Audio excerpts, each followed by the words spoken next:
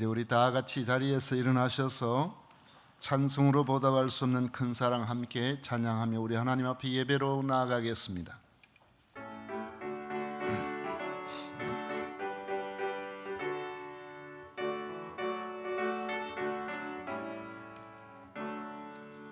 찬송으로 보답할 수 없는 큰 사랑, 주님께 영광 할렐루야.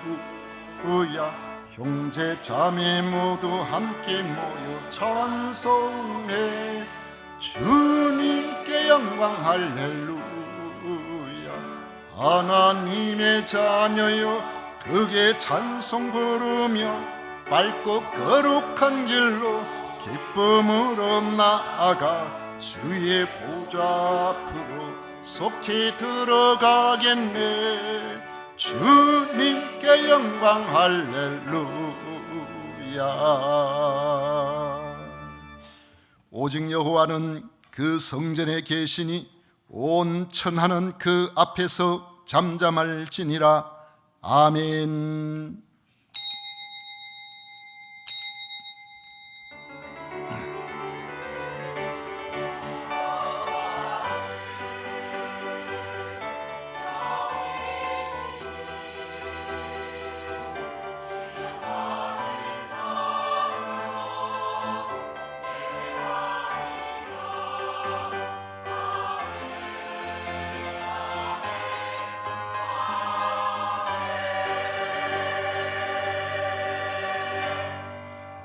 저희들의 예배를 받으시기에 합당하신 성삼위 하나님을 찬양하고 경배합니다. 마음과 정성과 뜻을 모아 예배를 드리오니 기쁘게 받아 주시옵소서.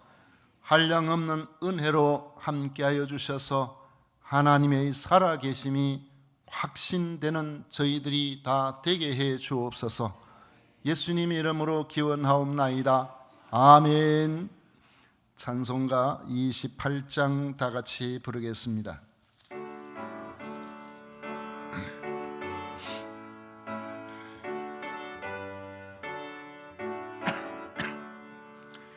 복의 근원 강림하사 찬송하게 하소서. 한량없이 자비하심 측량할 길 없도다. 천사들의 찬송가를 나에게 가르치소서. 구속하신 그 사랑을 항상 찬송합니다. 주의 크신 도움받아 이때까지 왔으니 이와 같이 천국에도 이르기를 바라네. 하나님의 품을 떠나 죄에 빠진 우리를 예수 구원하시려고 보혈을 흘려주셨네. 주의 귀한 은혜 받고 일생 빚진 자 되네. 주의 은혜 사슬 되사 나를 주께 메소서. 우리 마음은 연약하여 범죄하기 쉬우니 하나님이 받으시고 천국인을 지소서. 아멘.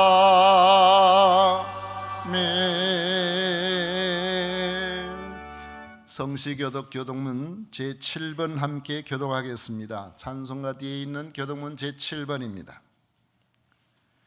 여호와여 어느 때까지니까 나를 영원히 잊으시나이까? 나의 영혼이 번민하고 종일토록 마음에 근심하기를 어느 때까지 하오며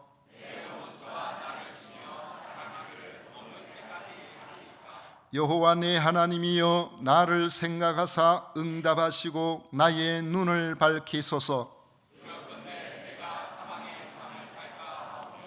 두렵건대 나의 원수가 이르기를 내가 그를 이겼다 할까 하오며 나는 오직 주의 사랑을 의지하여 사오니 내가 여호와를 찬송하리니 이는 주께서 내 은덕을 베푸심이로다. 아멘. 다 같이 신앙 고백 드리겠습니다. 전능하사 천지를 만드신 하나님 아버지를 내가 믿사오며 그 외아들 우리 주 예수 그리스도를 믿사오니 이는 성령으로 잉태하사 동정녀 마리아에게 나시고 본디오 빌라도에게 고난을 받으사 십자가에 못 박혀 죽으시고 장사한 지 사흘 만에 죽은 자 가운데서 다시 살아나시며 하늘로 오르사 전능하신 하나님 우편에 앉아 계시다가 저리로서 산자와 죽은 자를 심판하러 오시리라. 성령을 미사오며 거룩한 공회와 성도가 서로 교통하는 것과 죄를 사하여 주시는 것과 몸이 다시 사는 것과 영원히 사는 것을 미사옵나이다. 아멘. 다 같이 자리에 앉으셔서 찬송가 331장 함께 부르겠습니다.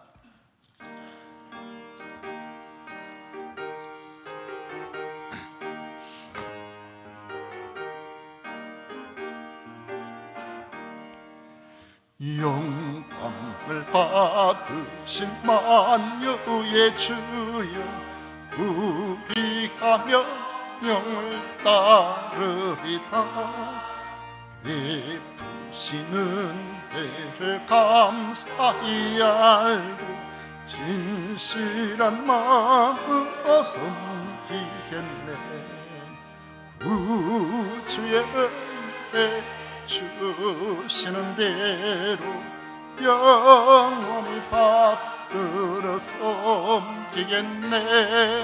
찬송하겠네 찬송하겠네.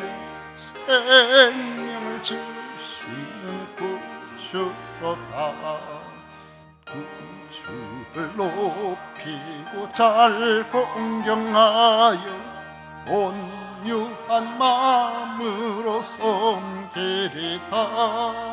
주 예수 안에서 가까워하며 충성을 다하여 섬기겠네. 구주의 은혜 주시는 대로 영원히 받들어 섬기겠네. 찬송하겠네 찬송하겠네. 생명을 주시는 구주로다. 예수를 믿고서 늘 사랑하여 참 기쁜 마음으로 섬기다. 온 마음을 드리고 늘 순종하며 구주를 영원히 섬기겠네. 구주의 은혜 주시는 대로 영원히 받들어 섬기겠네. 찬송하겠네 찬송하겠네. 생명을 주시는 구주로다. 아멘. 정웅민 장로님 우리를 대표하여 기도하시겠습니다.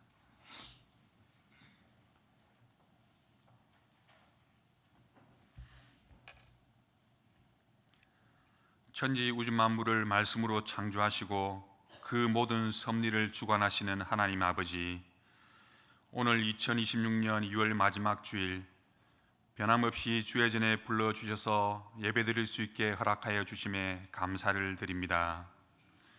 우리가 숨쉬고 살아가는 이 세상에서의 모든 순간순간들이 하나님의 은혜임을 고백하며 이 시간 마음과 뜻과 정성을 다하여 예배드리오니 주님 홀로 영광받아 주시옵고 주를 찬송함과 주께 영광 돌림이 종일토록 우리 입에 가득하게 하여 주시옵소서. 지난 한 주간 세상 속에서 살아가면서 우리 스스로 마음이 높아지며 교만하여 하나님이 기뻐하시는 삶을 살지 못하였음을 회개합니다. 죄로 더럽혀진 마음과 생각들을 그리스도의 보혈로 씻어주시고 이 시간 우리의 심령을 정결하게 하여 주시옵소서. 특별히 주의 백성들 세상과 구별하셔서 믿음을 허락하시니 감사를 드립니다. 하나님이 이 세상을 창조하시고 예수님을 그리스도로 이 땅에 보내주시고 돌아가신 지 사흘 만에 부활하게 하시며 마지막 심판을 위하여 다시 오실 예수님을 기다리는 우리의 믿음만이 천국 소망이며 세상이 주는 그 어떤 것보다 귀하다는 것을 잘 알고 있사오니 아무리 세상 속에서 힘들게 끌려 넘어지며 살아가더라도 우리의 그 믿음만은 꼭 붙들고 살아가는 믿은 주의 백성들 모두 되게 하여 주시옵소서. 우리에게 주어진 그 어떤 것도 그냥 주어진 것이 없으며 하나님께서 허락하신 값진 선물이란 것을 잘 알기에 감사를 드립니다. 육신의 부모, 형제, 자녀, 친구 같이 예배드리는 교우들 주어진 모든 것들을 아끼고 사랑하며 살아가게 하여 주시옵고 특별히 주 믿지 않는 이웃들에게는 말씀과 그리스도를 증거하는 담대한 마음을 우리에게 허락하여 주시옵소서. 우리 교회가 말씀 위에 깊게 뿌리내려 어떤 마귀 사탄의 미혹에도 흔들리지 아니하고 반석 위에 든든하게 서가는 교회 되게 하여 주시옵고 어떤 어려운 상황에서도 사랑하는 마음으로 서로 이해하며 섬기는 신앙 공동체가 되기를 원합니다. 이른 아침부터 늦은 시간까지 주의 몸된 교회를 섬기는 손길들이 있습니다. 그 귀한 헌신 주님께서 기억하여 주시옵고 한량없는 은혜와 평강의 복을 내려 주셔서 오직 아버지만 드러내는 섬김이 되게 하여 주시옵소서. 단위에 세우신 담임 목사님을 위해 기도드립니다. 살아계신 하나님의 말씀을 전하시는 주의 사자에게 성령 충만함 허락하여 주시옵고 선포하시는 말씀마다 한 톨도 땅에 떨어지지 않고 우리 마음밭에 모두 뿌리 내리는 양식이 되게 하여 주시옵고 또한 하시는 사역마다 지치지 않도록 붙들어 주시옵소서. 하나님께 찬송의 제사를 드리고자 하는 마음으로 준비한 성가대의 찬양을 기쁘게 받아 주시옵고 찬양하는 입술과 반주하는 손에 긍휼 내려 주시옵소서. 이 시간 드리는 찬양과 기도, 말씀과 봉헌 모두가 하나님께 향하게 하시고 우리의 중심이 오직 예수님만 바라보게 하여 주실 것을 믿사옵고 이 모든 말씀 우리 주 예수 그리스도 이름으로 감사하며 기도드리옵나이다. 아멘.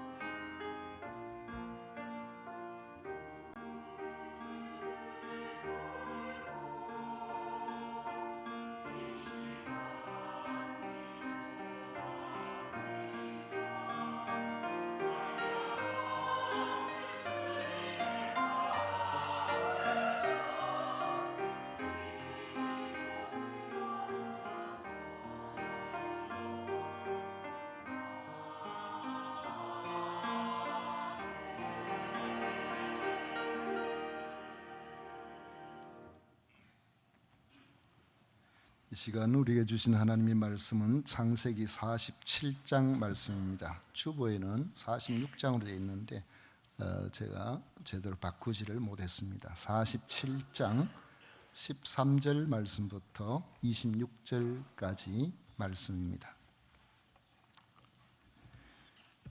찾으셨으면 47장 13절 말씀부터 26절까지 교독하겠습니다. 기근이 더욱 심하여 사방에 먹을 것이 없고 애굽 땅과 가나안 땅이 기근으로 황폐하니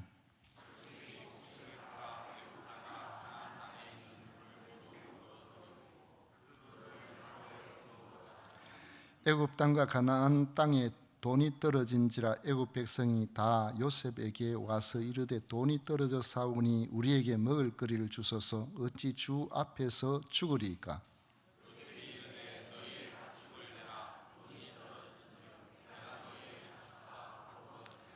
그들이 그들의 가축을 요셉에게 끌어오는지라 요셉이 그의 말과 양떼와 소떼와 나귀를 받고 그들에게 먹을 것을 주되 곧 그 모든 가축과 바꾸어서 그의 동안에 먹을 것을 그들에게 주니라.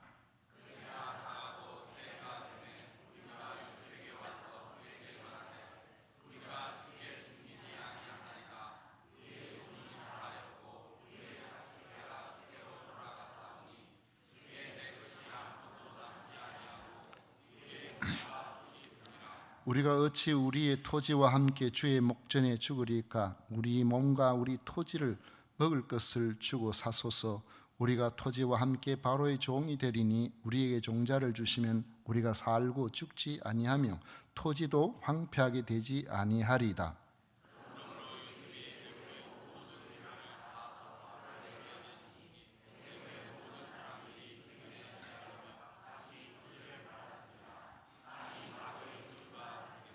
요셉이 애굽 땅 이 끝에서 저 끝까지의 백성을 성읍들에 옮겼으나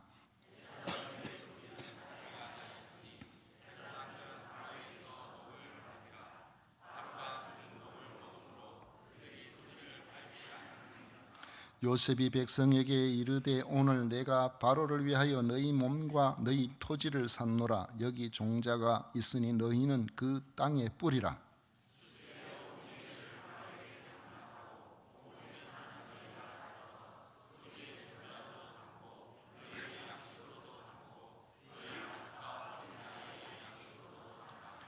그들이 이르되 주께서 우리를 살리셨사오니 우리가 주께 은혜를 입고 바로의 종이 되겠나이다.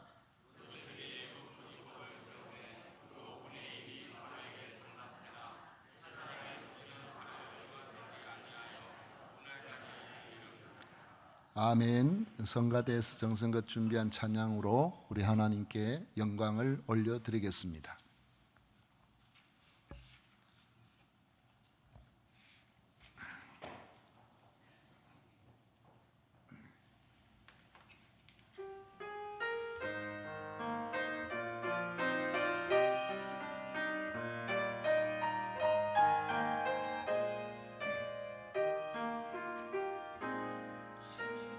사랑 너무 감사해요.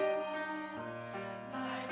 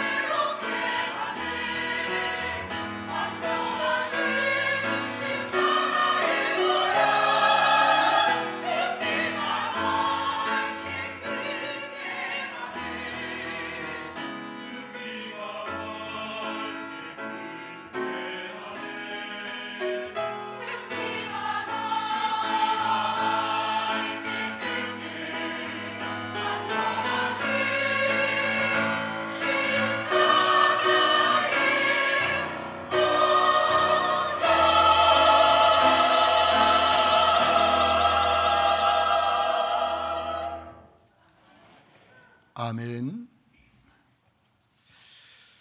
오늘 우리 같이 읽은 말씀을 통해서 요셉이 세운 애굽 토지법이라는 제목으로 하나님의 은혜를 나누려고 합니다. 이 본문은 겉으로 보면은 마치 경제 정책 이야기처럼 보입니다. 곡식을 거래하고 가축을 교환하고 토지를 매입하고 세금 제도를 수립하는 아주 현실적이고 행정적인 기록입니다. 그러나 이 말씀의 중심에는 생명을 살리는 하나님의 지혜가 담겨 있음을 우리가 알아야 합니다. 이 말씀은 위기 속에서 하나님께서 요셉이라는 한 사람을 통해서 어떻게 많은 생명을 보존하시는지 그것을 보여주고 있는 구원의 이야기인 것입니다. 13절에 보면 기근이 더욱 심하여 사방에 먹을 것이 없고라고 시작합니다. 이 기근은 일시적인 기근이 아니라 애굽 땅과 가나안 땅의 모든 사람이 굶어 죽을 수도 있을 만큼 심각한 재앙이었습니다. 그러나 하나님은 이미 오래전에 바로의 꿈을 통해서 예고하셨고 그 재앙을 대비하도록 요셉을 세워서 준비하게 하셨습니다. 이처럼 모든 위기는 갑자기 오는 것처럼 보이지만은 하나님의 계획 속에는 이미 누군가를 통해서 준비하게 하십니다. 하나님의 사람은 우리에게 찾아온 위기보다 그 위기를 어떻게 잘 돌파할 것인가 그것을 준비하고 사는 것이 더 중요함을 알고 사는 것입니다. 그래서 성도는 하루하루를 열심히 살아야 하지만은 하나님의 뜻과 시대를 보는 영적 안목을 넓힐 수 있도록 하나님 앞에 겸손하게 기도해야 하는 것입니다. 기근이 계속되니까 사람들은 곡식을 사기 위해서 돈을 가져와서 그것을 바꿨는데 그러나 기근이 계속되니까 돈이 다 떨어져 버렸습니다. 그러자 이제는 가축을 가져와서 양식을 바꾸었습니다.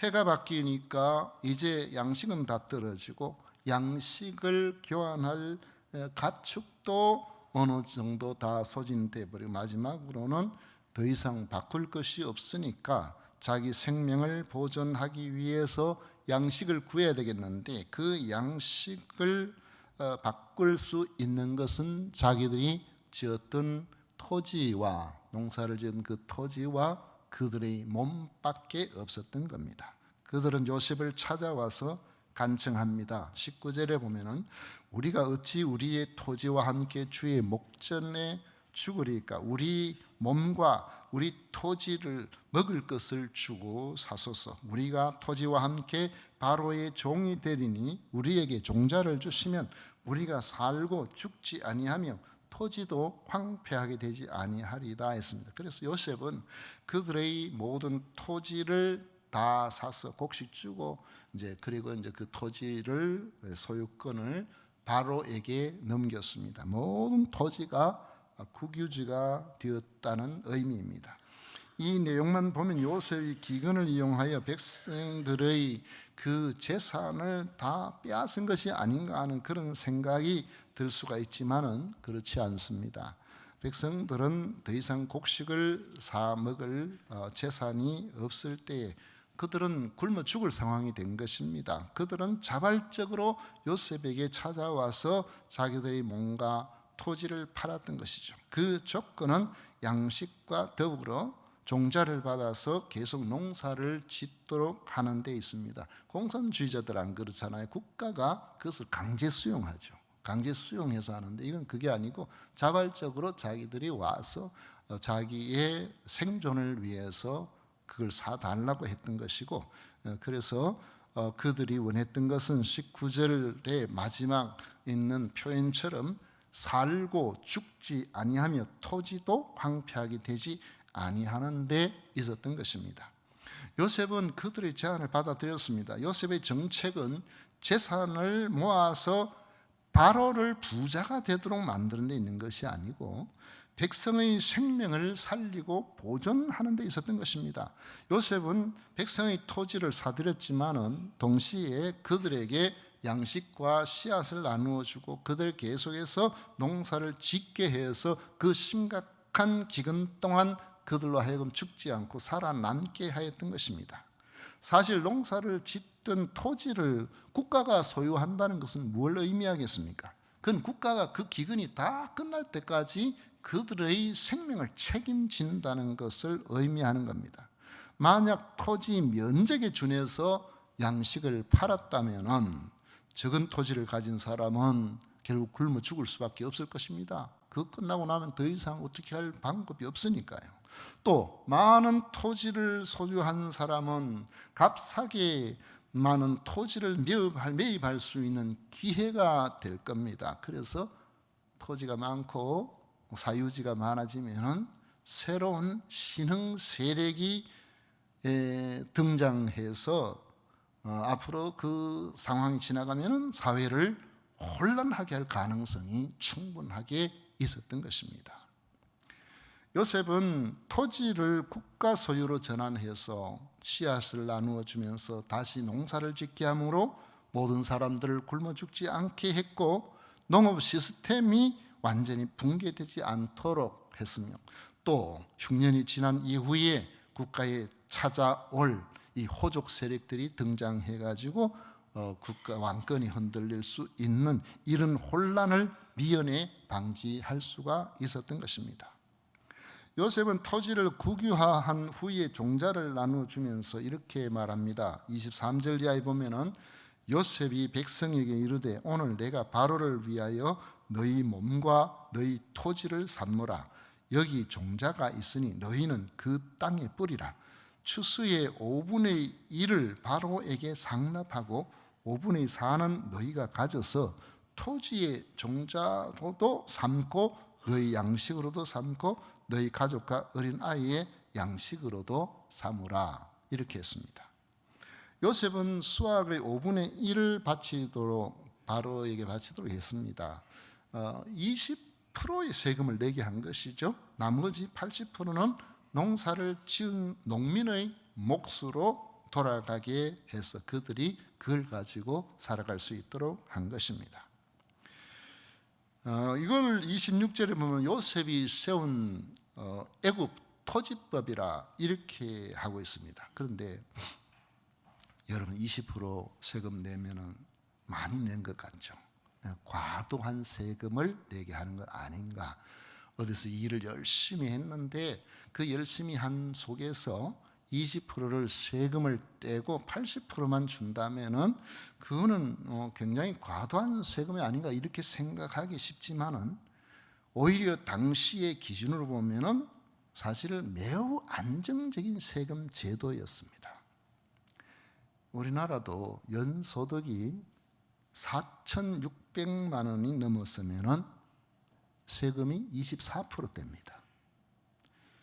8,800만 원이 넘었으면 35%의 세금을 뗍니다. 1억 5천만 원이 넘었으면 세금만 38%를 뗍니다. 실수령역은 나는 1억 5천만 원 벌었습니다 하는데 막상 자기에 주어지는 세금 떼고 남는 거는 9,300만 원밖에 안 돼요. 어떤 사람들이 생각하기에 많이 벌면은 많이 자기 소유가 되는 것처럼 생각하지만은 심지어 3억 원이 넘어가면은 세금만 40%가 됩니다. 그러니까 소득이 높으면 높을수록 세금도 많이 떼지만은 의료보험료도 엄청나게 나옵니다. 의료보험료 우리가 뭐 3만 원, 4만 원, 5만 원, 10만 원, 아유 의료보험료 이렇게 많이 나와서 어떻게 세금이요? 억대가 넘는 연봉 억대가 넘는 그런 경우 되면 세금이 굉장히 많습니다. 의료보험료가 엄청 많아요. 그런데 보험료만 많은 것이 아니고 온갖 종류의 납부금이 따라 붙습니다. 여기다가 국가 세수에 우리가 알게 모르게 붙는 간접세 비율이 50%가 넘어요. 그러니까 뭘 하나 사도 전부 부가세 붙고 뭔세 붙고 세금이 다 붙습니다. 그러니까 당시에 20% 세금 낸다는 것은 절대로 과도한 세금이 아니었던 것입니다. 왜 20%를 내게 했을까요? 20%는 5분의 1이잖아요. 이건 풍년때에 저장한 비율이 5분의 1이었어요. 풍년때도 5분의 1을 바쳤습니다. 이것은 하나의 원리를 보여주는데, 기근 동안 국가가 지금 저장한 그 곡식으로 모든 백성들이 다 살았으니까 회복한 이후에도 각자가 그 공동체를 유지하는데 많으면 많은 대로 적으면 적은 대로 책임을 지고 참여하라는 것입니다. 제가 생각할 때 우리 세금 제도에 요즘 이렇게 보면 무상으로 제공하는 그런 게 많이 있습니다만은, 마치 11조 제도와 마찬가지로 우리도 이 국가 시책에서 소득이 있으면은 저 소득 구간에는 거기에 맞춰서 나름대로 세금을 좀 내게 하면 좋겠다는 생각이 들어요. 그리고 그것을 국가가 나중에 보전해 주면 되니까 세금 내는 법을 좀 배워야 될 필요가 있을 것 같아요. 지금도 국가는 각종 사회보장책으로 어려운 이들을 돕는 정책을 시행하는데, 실제로 우리가 국가에서 혜택을 받는 돈들은 많은 경우에 기업가 소득이 높은 사람들이 내는 세금에서 나옵니다. 국가가 그냥 주는 것처럼 보여도 다 그 소득 높은 사람한테 세금 받아가지고 내는 거예요. 받는 거예요. 법인세 같은 경우에는요, 우리나라 기업들 가운데서 만분의 1, 0.01%의 대기업들 같은 이러한 기업이 전체 세금의 40%를 부담하고 있습니다. 소득세의 상위 10%가 근로소득세의 72%를 부담하고 있어요. 종합소득세 같은 경우에 상위 10%가 85%의 세금을 부담하고 있어요. 90%가 나머지 15% 정도밖에 국가 세수에 부담을 하지 않는다는 것이죠.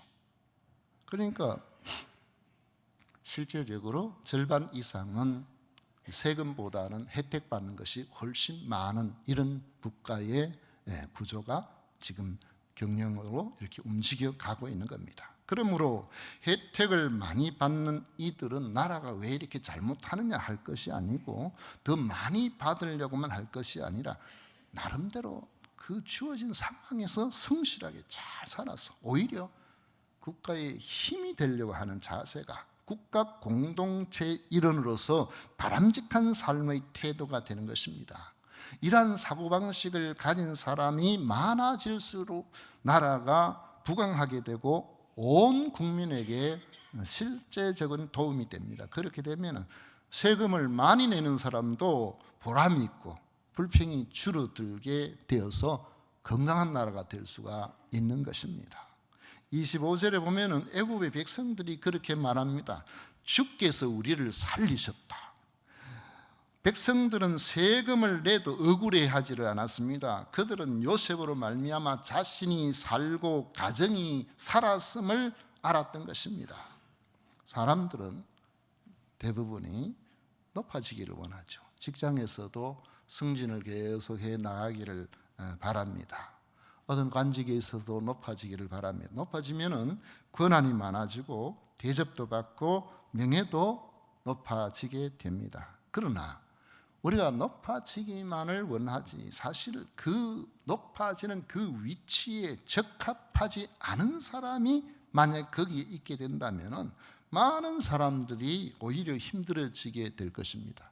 만약 애굽 땅에 요셉이 아닌 높아지기를 원하는 다른 사람이 총리가 되었다면 아마 애굽과 가나안의 대부분의 사람들은 굶어 죽었을 것입니다. 임진왜란에 나라를 지킨 이순신 장군은 높아지기를 원한 사람이 아니었습니다. 지위를 탐한 사람이 아니었어요. 그는 임금의 총애를 받는 그 일을 위해서 어떤 전쟁의 여러 가지를 수행한 사람도 아니었습니다. 이순신 장군이 귀하게 여긴 것은 나라를 지키는 것이었고, 전쟁을 함에 있어서 자기 수하에 있는 부하 군사들이 생명이 헛되이 잃지 않도록 하는데 최선을 다했습니다. 그래서 전쟁에 승산이 없다 싶으면은 무리하게 그 전쟁에 나가질 않았습니다. 군사를 다치게 하고 싶지 않았으니까요. 그러니까 때로는 임금이 가라는 데도 안 갔어요. 임금의 명을 어긴 거예요. 그러니까 선조가 이순신 별로 안 좋아했죠. 그와 달리 우리가 잘 알고 있는 원군이라는 장군은 높은 지위를 탐했습니다. 이순신 장군이 있는 그 삼도수군 통제사가 되고 싶었습니다. 모함을 했습니다. 결국 그 자리를 꿰찼습니다. 그런데 자기가 그곳이 되면은 엄청난 전공을 세울 수 있을 거라고 생각했지만은, 그러나 막상 전쟁이 시작될 때에 이 사람은 전쟁에 대해서, 해전에 대해서 아는 바가 별로 없어서 부하 장수들의 만류에도 불구하고 무리하게 거제도 위쪽에 하면 칠천도가 있잖아요. 그 칠천도하고 거제도 그 사이에 그 칠천양 해전에 출전을 무리하게 했는데, 단 한 번의 전투로 이순신 장군이 한 번도 패한 적이 없었던 조선 수군 전체를 그 앞바다에 다 처박아 넣었습니다. 모든 함선은 함락되고 침몰되었고 수군 8,000명 이상이 그 자리에 다 빠져 죽었습니다. 원균 자신도 실종이 되어서 살았는지 죽었는지 아직까지도 몰라요. 조선은 전쟁에서 거의 이기는 그런 전쟁을 해 나가다가 그 한 번의 전투로 또 다시 엄청난 위기에 직면하게 되었던 것입니다. 참된 지도력은 평안할 때는 치밀하게 준비하고 위기 때는 그것을 돌파하는 용기로 드러납니다. 요셉이 그랬습니다. 그는 감정으로 문제를 결정하지 않았고 인기에 따라 움직이지 않았습니다. 하나님의 계시를 붙들고 장기적인 계획을 세우고 구체적으로 실행에 옮겼습니다. 7년 풍년 동안 다 좋잖아요. 그러나 그 풍년 기간을 낭비하지 않았습니다. 7년 흉년을 차근차근하게 견뎌냈습니다. 그 정책들은 백성이 좋아할 정책이 아니었어요. 아무리 재산이 많아도 세금 내라 하면 좋아할 사람 어디 있습니까? 간혹 우리가 매스컴을 보면은 그렇게 돈이 많은 사람이 세금을 안 내려고 뭐 여기저기 얼마나 넣어놨습니까? 여러분 생각에 저렇게 돈 많은 사람이 세금을 저렇게 안 내려고 그러나 돈 많을수록 세금 더 안 내고 싶을 거예요. 풍년 되면은 그거 넉넉하게 자기 자신을 위해 쓰고 막 이렇게 하고 싶을 텐데, 그러나 요셉은 세금 내시오. 20% 무조건 내시오. 좋아할 사람 누가 있겠어요? 그리고 7년 흉년이 시작됐습니다. 백성들은 7년이 지속될지 1년 만에 끝날지 어떻게 합니까? 저 많은 곡식을 창고마다 채워놓고 왜 우리에게 이거밖에 안 주냐? 왜 돈 받고 파느냐? 우리 지금 양식이 없는데 왜 이걸 이렇게 하느냐? 그러면서 더 많은 것을 원했을 것입니다만은 백성들의 원성을 들어가면서도 7년을 위해서 그 한 해의 곡식만을 그들에게 배정해 주었던 것입니다. 좋은 지도자는 당장에 박수를 받는 사람이 아니고 생명을 지키기 위해서 오해도 감내하는 사람이라는 점입니다. 요셉과 같이 우리가 서 있는 자리도 그런 자리가 되어야 합니다. 요셉이 풍년 7년과 흉년 7년에 시행된 모든 일은 일시적인 인기보다는 장기적인 계획 속에서 실시된 정책이었습니다. 인기는 없지만은 그래야 살아남을 수가 있으니까요. 그래야 다른 사람들을 살릴 수가 있으니까요.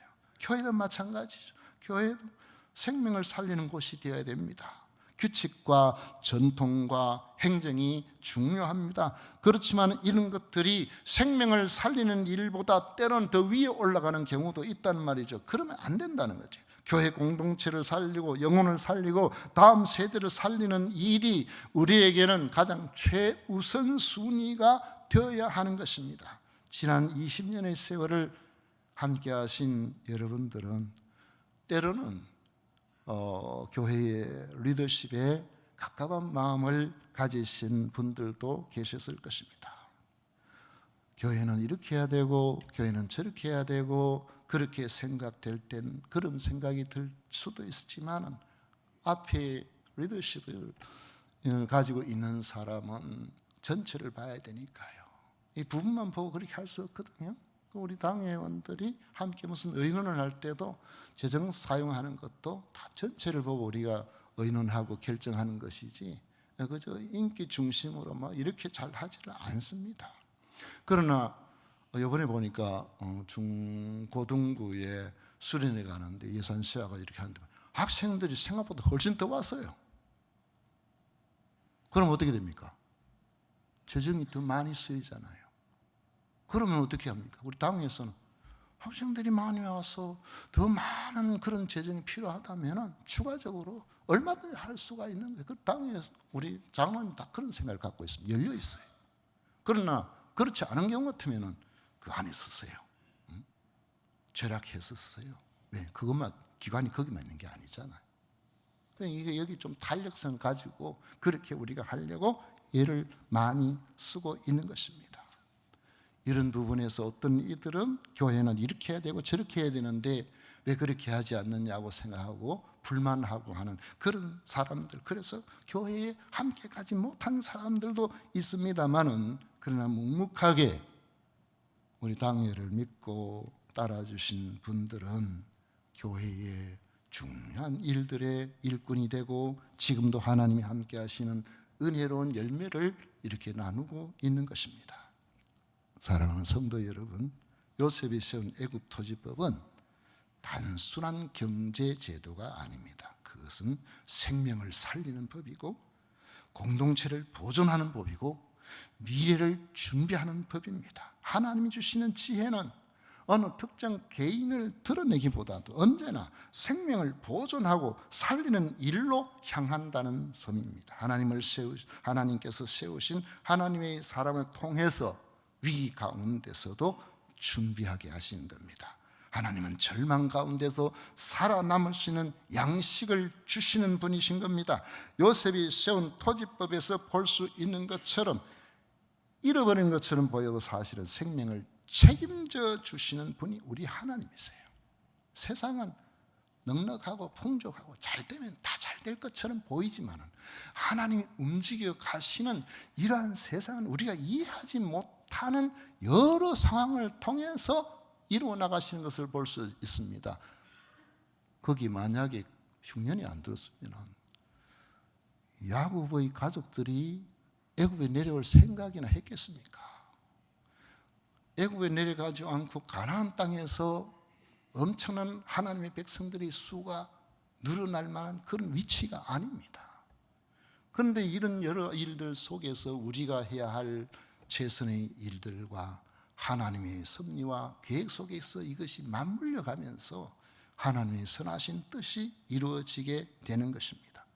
이런 것처럼 보이고 어려운 것처럼 보여 기근이 닥쳐서 힘든 것처럼 보여도 하나님께서는 하나님이 세우신 그 요셉을 통해 가지고 모든 부분들의 생명을 얻고 풍성하게 얻는 그리스도의 하신 그 일들을 여기서도 보여주고 있는 것입니다.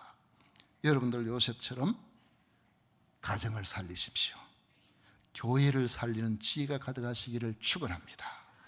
여러분의 가정과 사역에도 요셉처럼 생명을 살리는 하나님의 질서가 세워지시기를 축원합니다.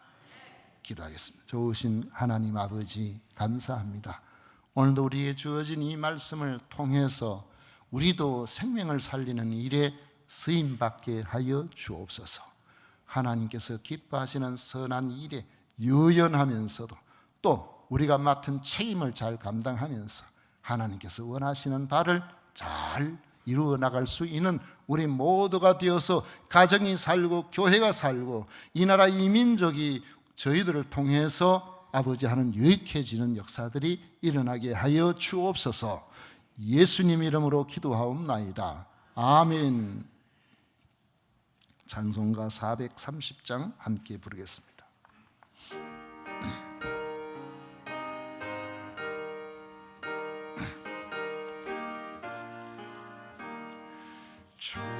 같이 길 가는 것 즐거우니라니까. 우리 주님 걸어가신 발자취를 밟겠네. 한 걸음 한 걸음 주 예수와 함께 날마다 날마다 우리 걸어가리. 어린아이 같은 우리 미련하고 약하나 주의 손에 이끌려 생명길로 가겠네. 한 걸음 한 걸음 주 예수와 함께 날마다 날마다 우리 걸어가리.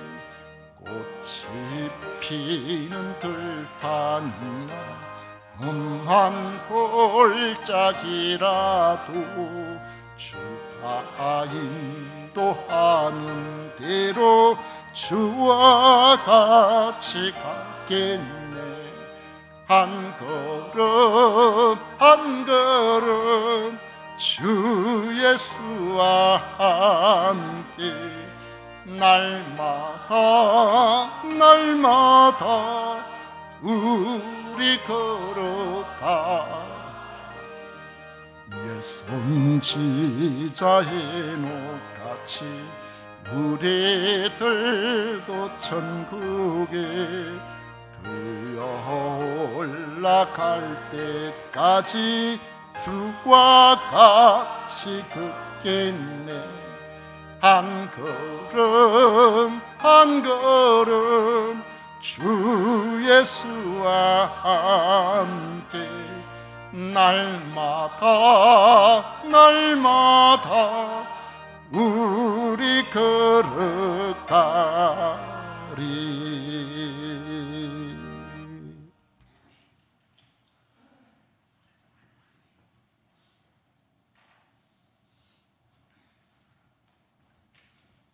우리 하나님께 드린 예물 위해서 봉헌 기도 드리도록 하겠습니다. 좋으신 하나님 아버지, 놀라우신 주의 은혜에 진심으로 감사를 드립니다.